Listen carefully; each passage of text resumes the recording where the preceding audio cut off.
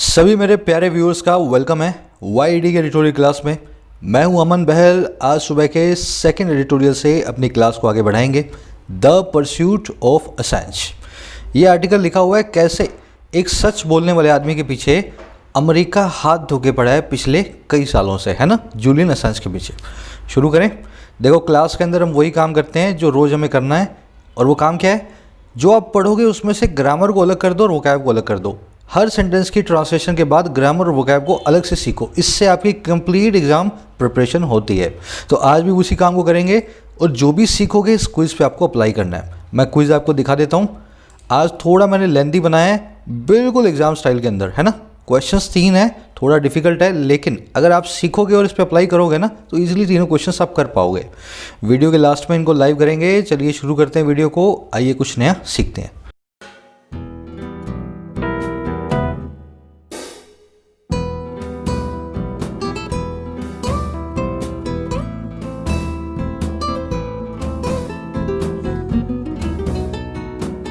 करें the pursuit of असैंज। असैंज नाम के आदमी का परस्यूट क्या होता है? किसी की चाह, किसी का पीछा, किसी की तलाश, है ना। अब ये तलाश, पीछा, चाह के लिए परस्यूट वर्ड तो है ही। इसी के लिए अपने पास एक और वर्ड है, क्वेस्ट, सर्च, चेज और हंट। ये क्वेस्ट वर्ड को याद रखना। क्वेस्ट का मतलब यही होता है किसी चीज़ के पीछे पड़ जाते हो ना आप, जैसे कैसे करके उसको पाना है आपको, तो उसकी क्वेस्ट में हो आप, उसकी चाह में हो। तो कह रहे असैंज के भी पीछे कोई पड़ा हुआ है, परस्यूट में है कोई। अब बात कर रहा है on US efforts to WikiLeaks founder. कह रहे बात हो रही है अमेरिका के, यूएस के एफर्ट्स की। अच्छा, क्या काम करने को? वो काम यहाँ पे मिसिंग है। ये मैंने जहाँ से एडिटोरियल उठाया ना सुबह में, रात में, वहाँ पे अभी तक सही से पब्लिश हुआ नहीं था। शायद न्यूज़पेपर में सही पब्लिश हो गया हो। तो efforts to bring back WikiLeaks founder, efforts to prosecute WikiLeaks founder. तो टू के बाद में एक वर्ब आनी चाहिए थी जो उसने लिखनी भूल गया।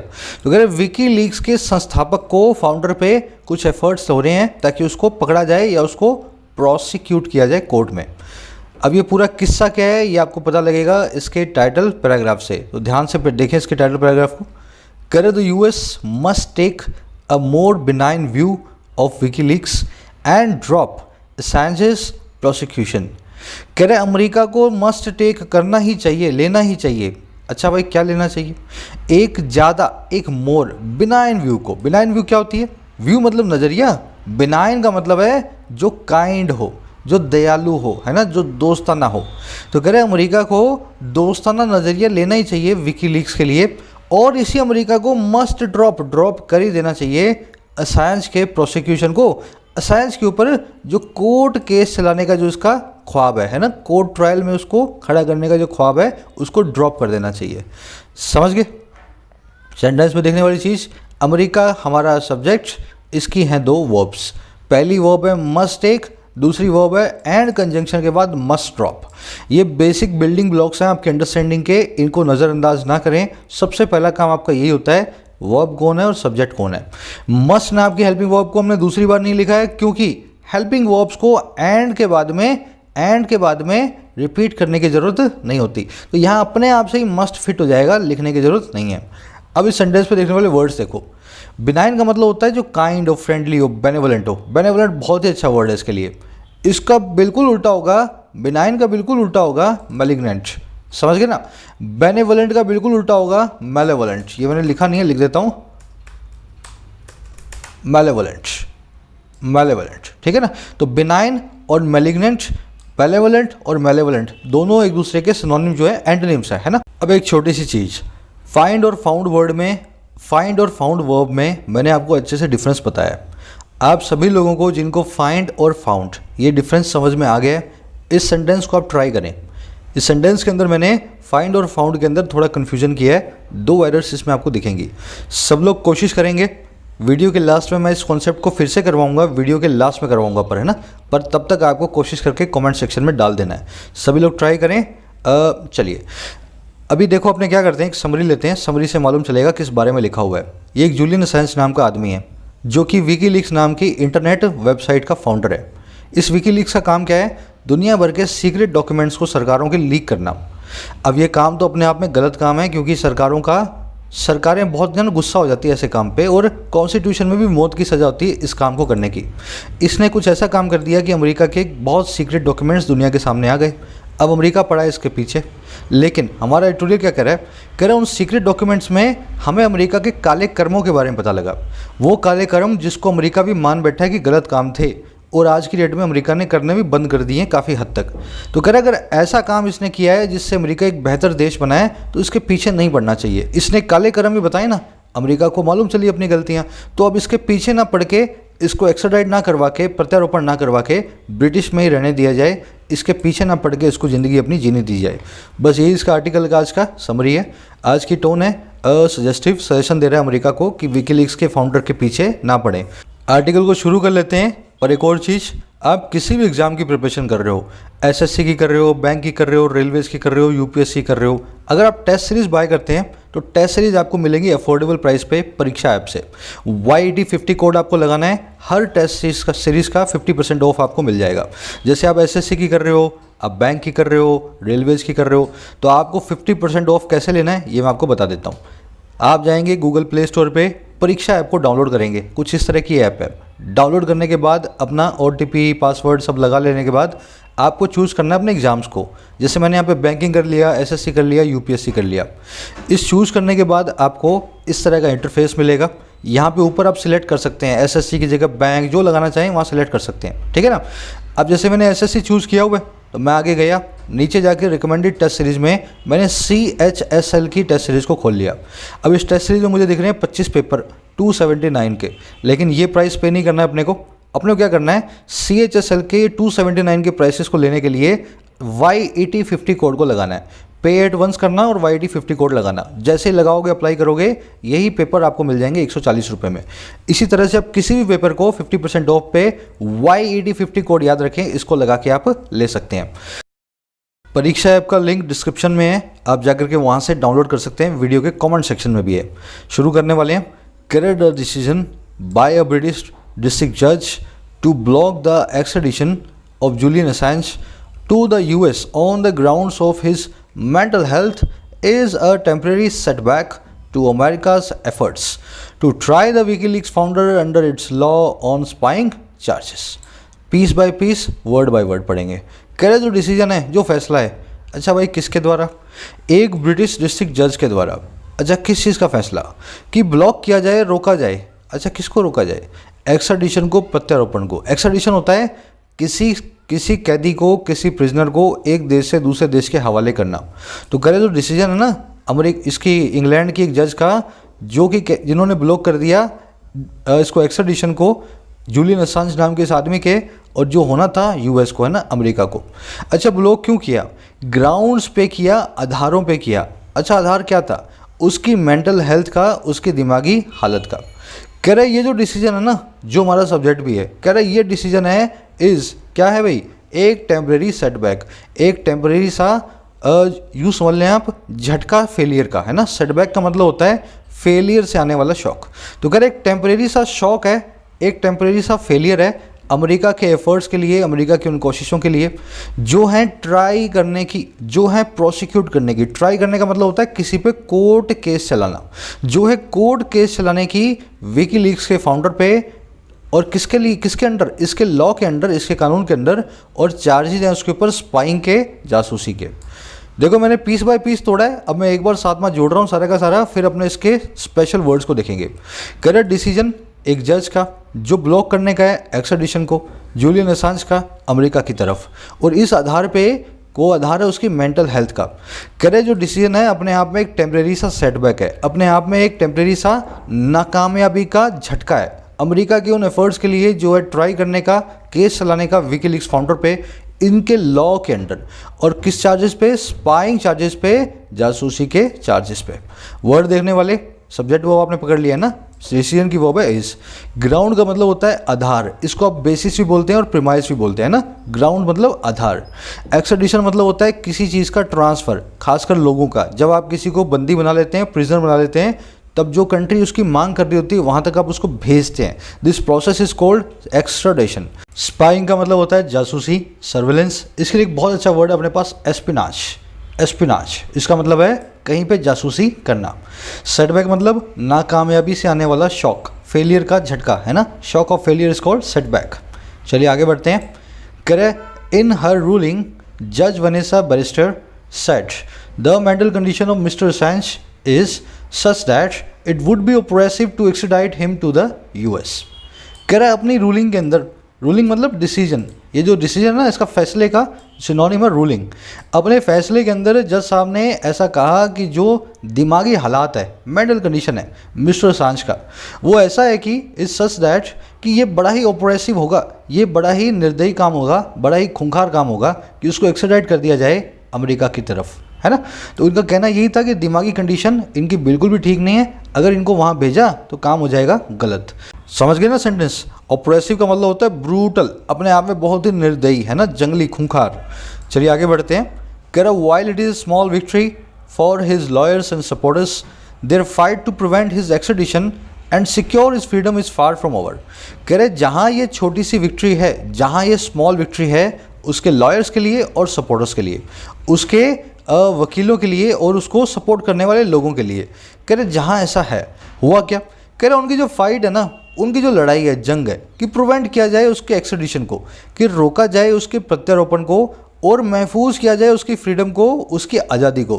कह रहे इनकी जो फाइट है ना इज़ फार फ्रॉम ओवर, ये ख़त्म होने से, ओवर होने से अभी भी फार है, अभी भी बहुत दूर है।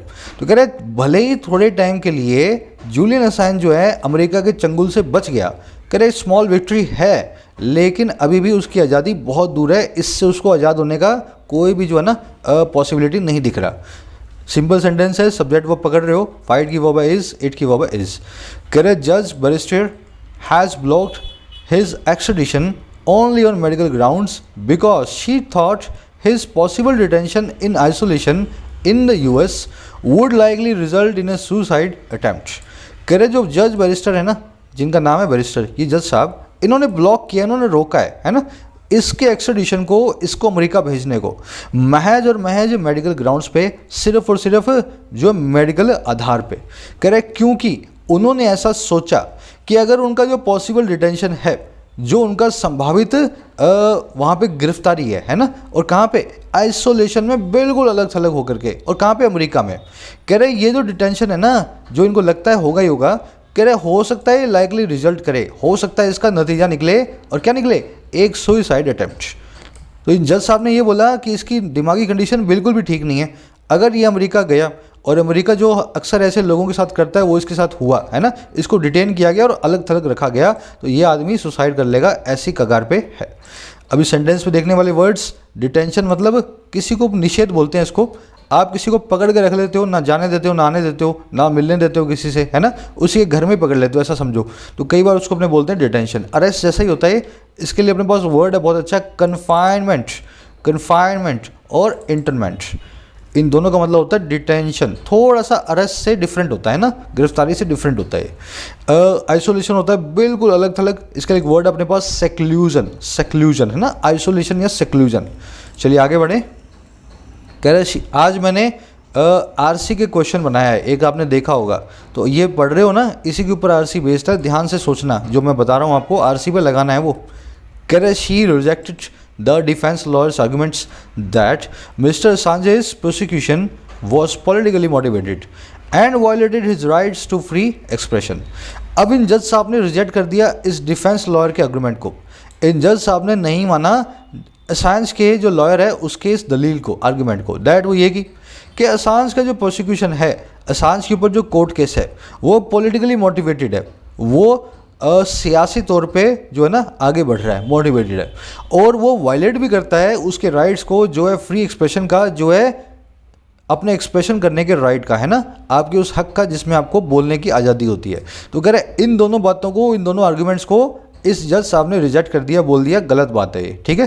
अब इसमें देखने वाली चीज़, शी की वर्ब रिजेक्टेड, प्रोसिक्यूशन की वर्ब है वॉज और वायलेटेड। इस प्रोसिक्यूशन को दो वर्ब्स दी हैं इसने, पहला तो बताया कि ये पॉलिटिकली जो है मोटिवेटेड था, दूसरा यही प्रोसिक्यूशन वायलेट करता था। वायलेट करने का मतलब होता है उल्लंघन करना, किसी से छेड़छाड़ करना, है ना, ब्रीच करना, डिफाई करना, डिसरिगार्ड करना, इन्फ्रिंज करना, ये सब के सब वायलेशन के, जो वायलेट के सिनोनिम्स हैं। टेम्पर विद भी इसका सिनोनिम होता है, TAMPER विद, है ना। टेम्पर विद का मतलब होता है छेड़छाड़ करना किसी चीज़ के साथ। लेकिन ध्यान दें ये TA और ये TE ये दो अलग अलग फ्रेजल वर्ब्स हैं। लोगों को लगता है ये एक ही फ्रेजल वर्ब है, टेम्पर विद में ए वाली और टेम्पर विद में ई वाला टेम्पर, है ना, दोनों अलग अलग हैं। इस सेंटेंस के जरिए आप इसको सीखेंगे, ध्यान से देखना। I struggle to keep my temper with kids when they misbehave. मैं बहुत स्ट्रगल करता हूँ कि मैं बनाए रखूँ अपने टेम्पर को। ये सेंटेंस गलत सेंटेंस है। कह रहा है मैं बहुत स्ट्रगल करता हूँ कि मैं बनाए रखूँ अपने टेम्पर को बच्चों के साथ जब वो मिसबिहेव करते हैं। मैं यहाँ पे कहना चाह रहा हूँ TEMPER वाले को, इस वाले को, क्योंकि ये वाले टेम्पर का मतलब होता है आपके अंदर का पेशेंस, है ना, आपके अंदर का धैर्य।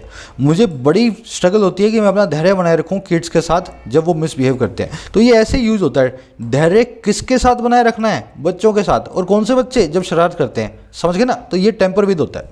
तो ये ध्यान देना है, ए अगर आ जाए तो उसका मतलब है छेड़छाड़ करना किसी चीज़ के साथ, और ई आ जाए इसका मतलब है किसी चीज़ के साथ धैर्य बनाए रखना। अलग अलग चीज़ें हैं, एक जैसी हैं। चलिए आगे बढ़ते हैं। इन चीज़ों को सीखने से बहुत कॉन्फिडेंस बूस्ट होता है आपका। एक क्वेश्चन, एक नंबर का सीधे सीधे एक क्वेश्चन कभी आए और आपको ये पता हो तो कितना इजीली आप उसको सॉल्व करेंगे ना। खास ध्यान दें, अटेंशन दें इन चीज़ों की तरफ।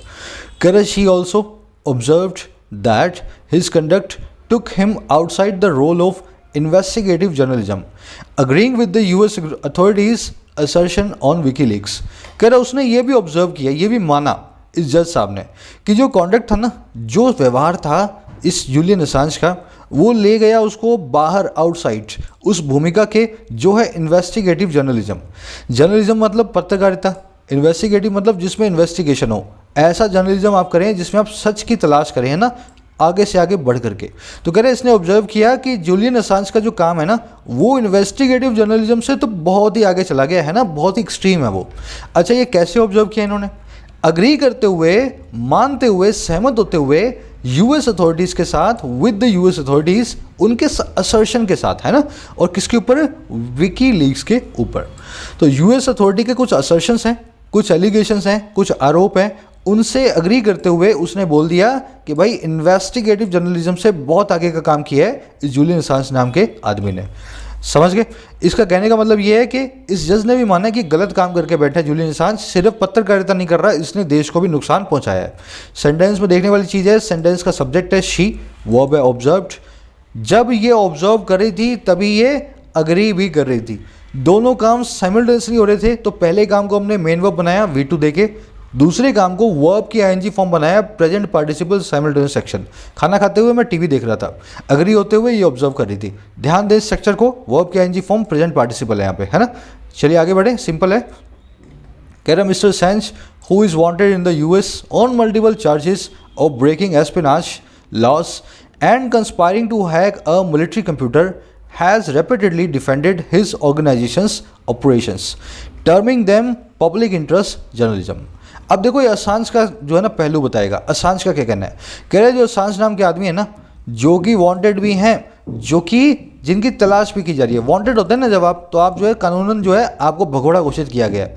कह रहे असांज जो हैं जो कि भगोड़े भी हैं अमेरिका के अंदर, और किस पे? कई सारे आरोपों पे, चार्जेस पे। और वो चार्ज किसके हैं? एक तो ब्रेक करने के, तोड़ने के हैं जासूसी के कानूनों को, एस्पिनाज के लॉज को। अच्छा, और एक है कंस्पायर करने को, योजना बनाने को, षड्यंत्र बनाने को, जो है हैक करने का एक मिलिट्री के कंप्यूटर को। कह रहे ये जो असांज है ना, जिस पे ऐसे चार्जेज हैं जो इस तरह से US में भगोड़ा है, कह रहे इसने बार बार डिफेंड किया है, इसने रेपिटेडली अपने आप को बचाने की कोशिश की है, डिफेंड करने की कोशिश की है। और किसको? अपनी ऑर्गेनाइजेशंस के ऑपरेशंस को। और कैसे किए? टर्म करते हुए, नाम देते हुए उनको पब्लिक इंटरेस्ट जर्नलिज्म का, ऐसी पत्रकारिता जो पब्लिक के इंटरेस्ट में है, जो लोगों की भलाई में है। तो अमेरिका कहता है कि इसने गलत पत्रकारिता की है, लेकिन असांज क्या बोलता है? मैंने तो वो पत्रकारिता की है, वो जर्नलिज्म की है जो पब्लिक के इंटरेस्ट में है, ताकि दुनिया को पता लगे अमेरिका कैसे उनके ऊपर सर्वेलेंस कर रहा है, कैसे उनको नुकसान पहुंचा रहा है। तो इस तरह से ये भगोड़े हैं अमेरिका में इस तरह के चार्जेस पे, और बार बार अपने आप को डिफेंड करते हैं। देखने की चीज़ एक ही है, असांज की वर्ब जो यहाँ पे पड़ा है ना, इसकी वर्ब यहाँ पड़ी है। देख रहे हो सब्जेक्ट कितना दूर और वर्ब कहाँ पे है उसकी। तो असांज की वर्ब है हैज़ डिफेंडेड, हु की वर्ब है इज़ वांटेड। अब असांज जब अपने आप को डिफेंड कर रहे थे, उसी वक्त वो टर्म भी कर रहे थे। टर्म करने का मतलब होता है नाम लेना, है ना। तो ये प्रेजेंट पार्टिसिपल साइमल्टेनियस एक्शन है असाइन सब्जेक्ट का और इस वर्ब का। एक काम दूसरे काम के साइमल्टेनियसली हो रहा है। चलिए सिंपल सा सेंटेंस है, आगे बढ़ेंगे। कंस्पायर करना मतलब होता है षड्यंत्र रचाना। इसके लिए अपने पास बहुत अच्छे से वर्ड्स हैं, प्लॉट, कल्यूट, कनाइव और मैकेनेट। फिर सुन लो, प्लॉट, कल्यूट, कनाइव और मैकेनेट, ये चारों ही वर्ड बताते हैं किसी से षड्यंत्र करने को। जो बड़ी सी एक बनाते हो ना आप किसी से, क्या बोलते हैं, जालसाजी बोलते हैं ना, जालसाजी करने को। मैकेनेट का एक और दिखने इससे मिलना जुलने वाला वर्ड है मैकेनाइजेशन। ये है मैकेनेट, इसका मतलब है षड्यंत्र बनाना। मैकेनाइजेशन का मतलब है कहीं पे मैकेनिक बन करके तकनीक को लेकर के आना। जब आप मैकेनाइजेशन करते हैं किसी सिस्टम में तो और ज़्यादा मशीनों को और ज़्यादा मैकेनिकल इक्विपमेंट्स को इंट्रोड्यूस करते हैं, समझ गए ना। तो मैकेनाइजेशन का मतलब होता है मशीनीकरण और मैकेनेट का मतलब होता है षड्यंत्र को रचाना। एक जैसे वर्ड्स हैं देख लो, जहाँ मिल जाएंगे आपका दिमाग खराब हो जाएगा। तो इनके नोट्स बनाओ अच्छे अच्छे ताकि आपको पता लगे दोनों डिफरेंट वर्ड्स हैं। आगे बढ़े, चलो। इन वर्ड्स पे कभी मैं भी कंफ्यूज था, है ना। आपके लिए मैं तब लेके आता हूँ क्योंकि मैं भी कंफ्यूज था किसी वक्त में, मैंने इनको सीखा तो मैं आपसे शेयर करता हूँ कि ऐसी कंफ्यूजन आपको भी हो सकती है। कह US prosecutors allege that he helped former US Army intelligence analyst Chelsea Manning crack an encrypted password and download classified information, the leaking of which endangered American intelligence sources। कह रहे यूएस प्रोसिक्यूटर्स ऐसा allege करते हैं, ऐसा उनका मानना है। क्या मानना है भाई, क्या अलेज करते हैं वो? अलेज ये करते हैं कि जो इसने बंदे ने हेल्प किया था, इसने मदद की थी पुरानी आर्मी की इंटेलिजेंस एनालिस्ट चेल्सिया मैनिंग की। अच्छा, क्या मदद की थी? कि वो क्रैक करें एक एनक्रिप्टेड पासवर्ड को, वो क्रैक करें एक सीक्रेट पासवर्ड को, और डाउनलोड करें क्लासिफाइड इंफॉर्मेशन को, डाउनलोड करें ऐसी इंफॉर्मेशन को जो कि बहुत ही सीक्रेट है। करें जिसका लीक होना, लीकिंग ऑफ विच, जिन चीज़ों का लीक होना जो है ना एंडेंजर करता है, खतरे में डालता है अमेरिका के इंटेलिजेंस सोर्सेज को, अमेरिका के सभी के सभी दुनिया भर में फैले हुए जासूसी नेटवर्क को। समझ गए ना। तो यूएस प्रोसिक्यूटर्स का यही कहना है कि इसने चेल्सिया मैनिंग की बहुत हेल्प की और अमेरिका को खतरे में डाला है। अब आ जाओ सेंटेंस पे देखने वाली चीज़। सबसे पहले वर्ड है एनक्रिप्टेड। खबरी पे अगर आप मुझे फॉलो करते हैं तो क्रिप्ट रूट मैंने आपको करवा दिया है, बहुत अच्छे से करवाया इसको। क्रिप्ट का मतलब होता है सीक्रेट। अगर आप क्रिप्ट के आगे एन लगाएंगे तो मतलब है इसका किसी चीज़ को सीक्रेट बनाना। वैसे एक सिफर रूट होता है, साइफर बोलते हैं इसको, इसके आगे भी अगर आप एन लगाएंगे तो इसका मतलब होता है सीक्रेट बनाना। समझ लो बात को। एनक्रिप्ट करने का मतलब है किसी चीज़ को सीक्रेट बनाना, एंड साइफर करने का मतलब है किसी चीज़ को सीक्रेट बनाना। और इसके लिए अपने पास वन वर्ड भी है, क्लासीफाई। अब देखो खूबसूरती, इन तीनों के आगे डी लगा दोगे ना, इन तीनों के आगे डी लगा दोगे तो उल्टा एंटोनिम बन जाएगा इनका। एनक्रिप्ट मतलब सीक्रेट बनाना, डिक्रिप्ट मतलब सीक्रेट को सबके सामने लाना, एंड साइफर मतलब सीक्रेट बनाना किसी कोड को, डिसाइफर मतलब किसी कोड को सबके सामने लाना, क्लासीफाई मतलब सीक्रेट बनाना, और डिक्लासीफाई मतलब किसी चीज़ को सबके सामने लाना, सीक्रेट को सबके सामने लाना। समझ गए बात को। तो डी डी डी लगाते जाएं, तीनों एक दूसरे के सिनोनिम है और ये तीनों एक दूसरे के जो है यहाँ भी सिनोनिम हो जाएंगे। वोकैबुलरी को ऐसे ही याद करना है, गधे की तरह याद नहीं करना रट्टे मार के, ऐसे याद करना है कॉन्टेक्स्ट के साथ, है ना। एक वर्ड से दूसरा वर्ड जोड़ दिया, दोनों के आगे डी लगाया, दोनों एंटोनिम बन गए। इस तरीके से याद करोगे कॉन्टेक्स्ट के साथ तो याद रहेगी। चलिए आगे बढ़ते हैं। एंडेंजर करना मतलब किसी को खतरे में डालना। डेंजर और पैरिल एक दूसरे के सिनोनिम है। डेंजर के आगे एन लगाओगे तब एंडेंजर बन जाएगा, खतरे में डालने का काम। पैरिल के आगे इम लगाओगे तो इम्पैरिल बन जाएगा, खतरे में डालने का काम। समझ गए ना। इम्पैरिल और एंडेंजर दोनों एक दूसरे के ऐसे सिनोनिम है। Kerala Justice Department also claims that he had conspired with hackers to obtain classified information। Kerala Justice Department ने ये भी क्लेम करता है, उसका ये भी कहना है कि इसने कंस्पायर किया था, इसने जालसाजी की थी। कंस्पायर करने का मतलब होता है षड्यंत्र रचाना। जो ऊपर आपने एक वर्ड देखा ना यहाँ पे, कौन सा, कंस्पायर, है ना। तो कह रहे इसने प्लॉट किया था, कोल्यूट किया था, षड्यंत्र रचा था हैकर्स के साथ में कि ऑब्टेन करे सीक्रेट इन्फॉर्मेशन को, ऐसी सूचना को जो अमेरिका के जो है वहाँ पे सीक्रेट रखी जाती है। चलिए आगे बढ़ते हैं नेक्स्ट पैराग्राफ की तरफ। कह रहा है it is ironic that the US which takes pride in its freedoms and commitment to protecting human rights is relentlessly pursuing a man who exposed some of the worst right violations by the American military। कह रहे बड़ी ही ironic बात है, उपहास भरी बात है। Ironic मतलब सरकाज़म हो, पैराडॉक्स हो, रिडिकुलस बात हो।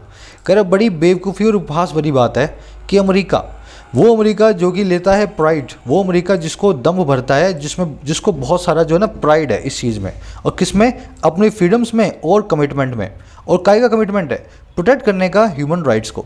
कह रहे बड़ी ही बेवकूफ़ी वाली बात है कि ये अमेरिका जो कि फ्रीडम और कमिटमेंट को सबसे बड़ी जो है ना ह्यूमन राइट्स को प्रोटेक्ट करने की बात को सबसे ज़्यादा हल्के में नहीं लेता, सबसे ज़्यादा प्राइड लेता है इस चीज़ के अंदर, है ना। कह रहे ये अमेरिका जो है रिलेंटलेसली परस्यू कर रहा है, ये अमेरिका जानवरों की तरह पीछे पड़ा है एक आदमी के, परस्यू कर रहा है एक आदमी को जिसने एक्सपोज किया, जिसने भंडाफोड़ किया सबसे खराब जो है वर्स्ट राइट वॉलेशंस में से कई वॉलेशंस को, सबसे खराब मानवाधिकार उल्लंघनों में से कई उल्लंघनों को अमेरिकन मिलिट्री के द्वारा। तो इस आदमी ने, जूलियन असांज ने बताया कि अमेरिकन मिलिट्री कैसे ह्यूमन राइट्स को वायलेट करती है, बिल्कुल सीधे साधे लोगों को जान से मारती है ना। तो कह रहा है अमेरिका जो कि फ्रीडम को, राइट्स को इतना प्रोटेक्ट करता है, आज इस आदमी के पीछे पड़ा है जिसने अमेरिका की कमियों को बताया। समझ गए? तो कह रहा है आयरनी वाली बात है। अब वर्ड्स देख लेना, सब्जेक्ट वर्ब बहुत सारे आए हैं, है ना। विच की वर्ब है टेक्स, यूएस की वर्ब है परसुइंग, इट की वर्ब है इज, हु की वर्ब है एक्सपोज्ड।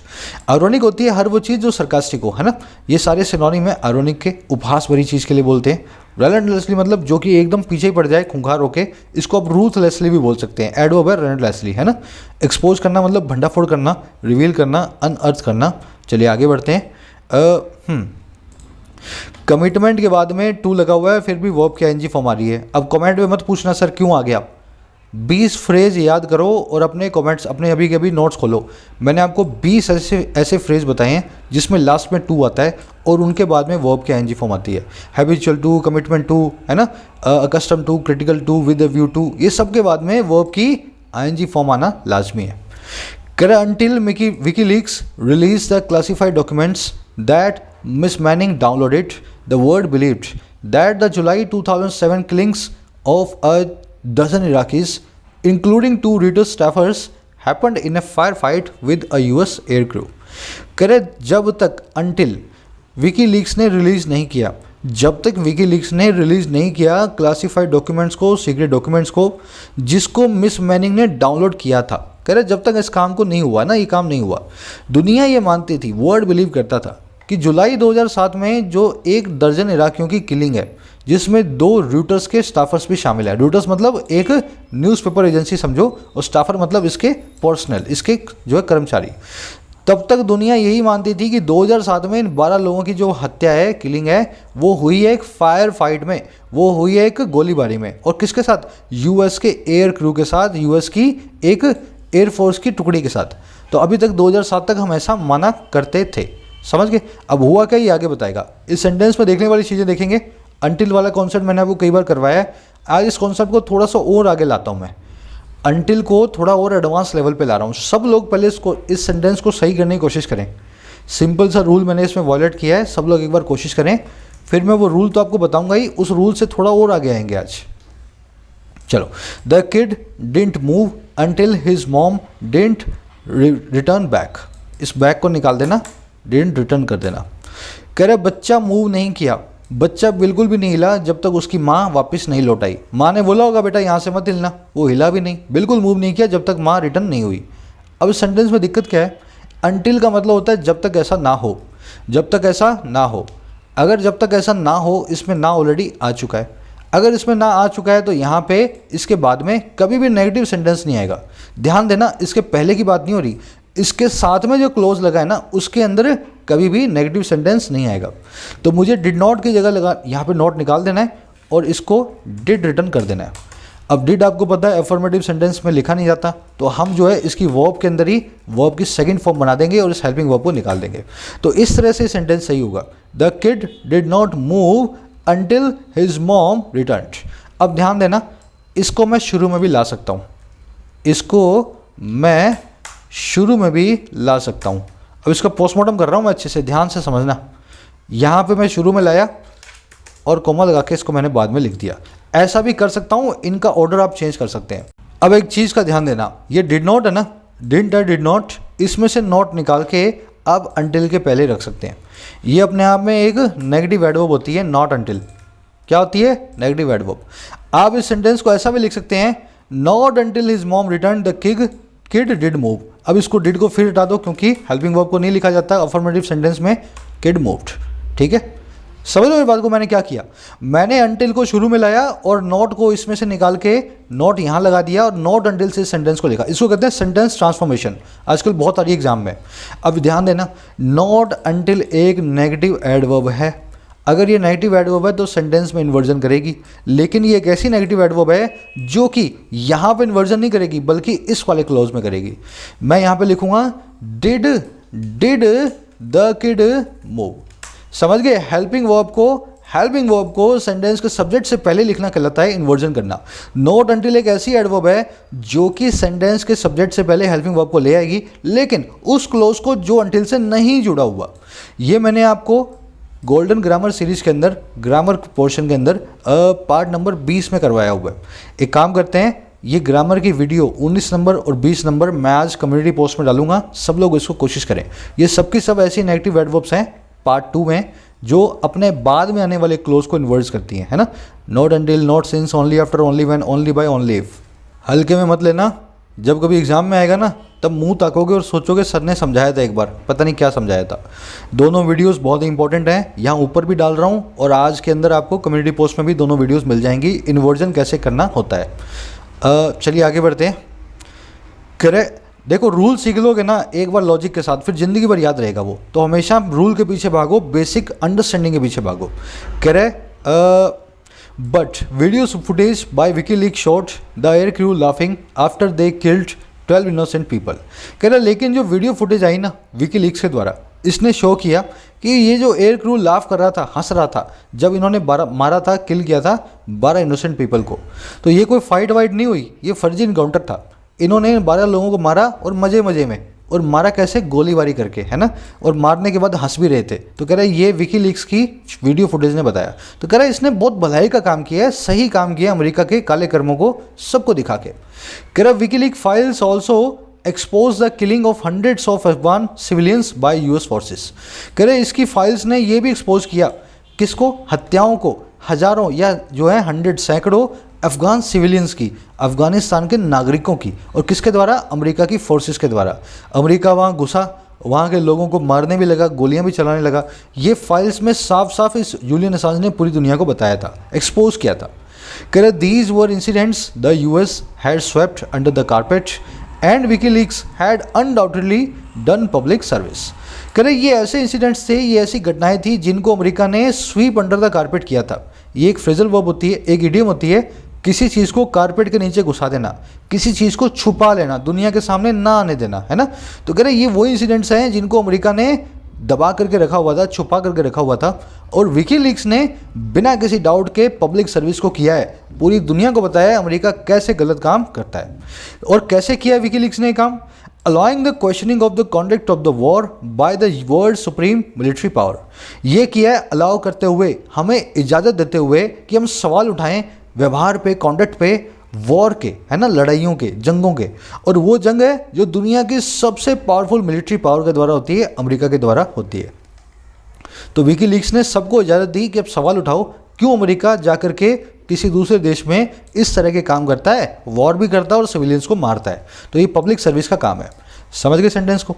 विकीलीक्स की दो वर्ब हैं, पहली है एड डन और दूसरी है present participle simultaneous action allowing, है ना। एक ही वर्ब सेंटेंस का सब्जेक्ट है, दो वर्ब लेके बैठा है। ये दूसरी वर्ब को हम प्रेजेंट पार्टिसिपल बोलते हैं, बस मेन वर्ब नहीं है। स्वीप अंडर द कारपेट को बोलते हैं अपने किसी चीज़ को छुपाना। इसके लिए वर्ड अपने पास बहुत सारे, कंसील करना, हश अप करना या कवर अप करना। कवर अप और हश अप दो फ्रेजल वर्ब्स हैं और कंसील एक सिंगल वर्ड है। सब के सब सिनोनिम है किसी चीज़ को छुपाने के। कह रहे हाँ, Instead of accepting its military's mistakes, the US went after the messenger.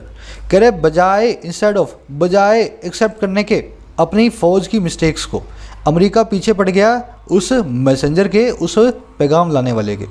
तो असांज के पीछे पड़ गया अमेरिका, ना कि अपनी फोर्सेस को उसने जो है किसी तरह का पेनलाइज किया, उन पर कोई पेनल्टी लगाई।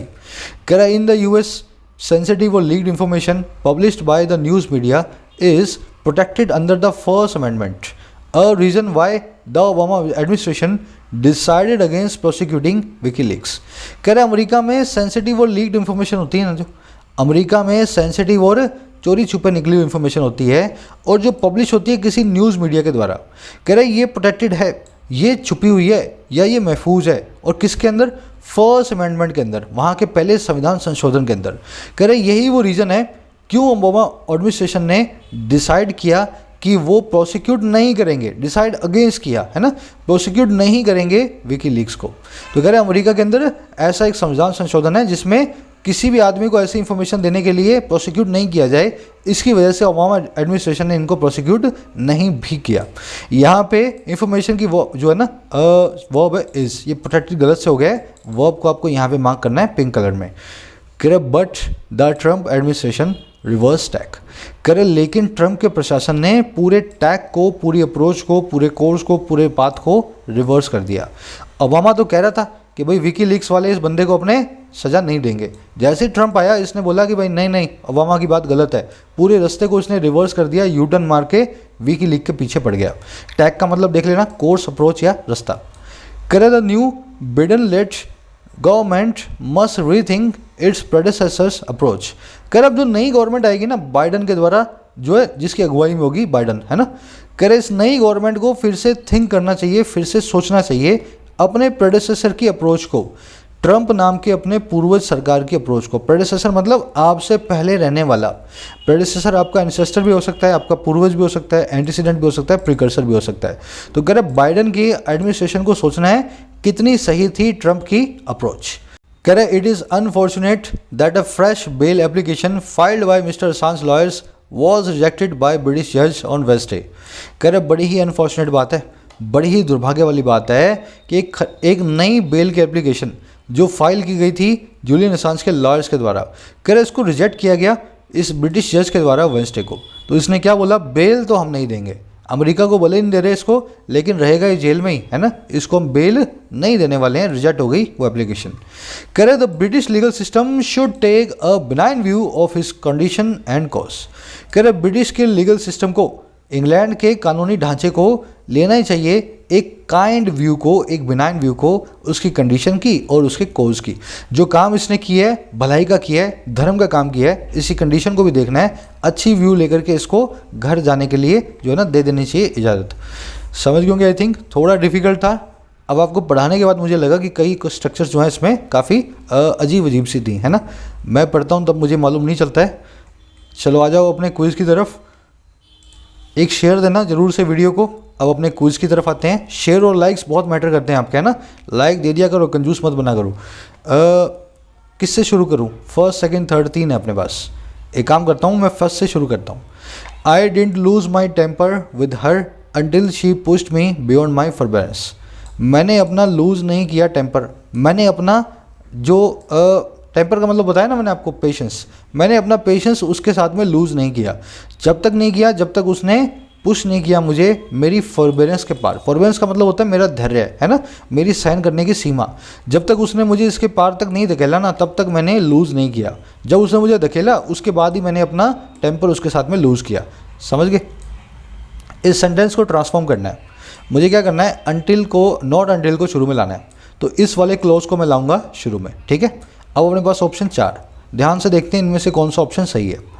पहली चीज़, नॉट अनटिल को जब शुरू में लाया जाता है तो बाद वाले क्लोज में से नॉट निकाल लिया जाता है, इसी नॉट को निकाल करके यहाँ लाया जाता है।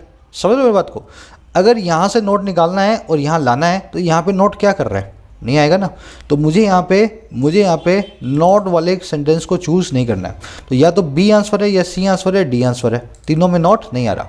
अब ध्यान से देखो, जब भी नॉट अनटिल शुरू में आएगा तब आपके यहाँ वाले सेंटेंस के अंदर इन्वर्जन होगा। समझ गए मेरी बात को। अगर ऐसा है तो मुझे यहाँ पे इन्वर्जन वाला ये वाला सेंटेंस चूज करना है, या फिर ये वाला सेंटेंस चूज करना है, ठीक है।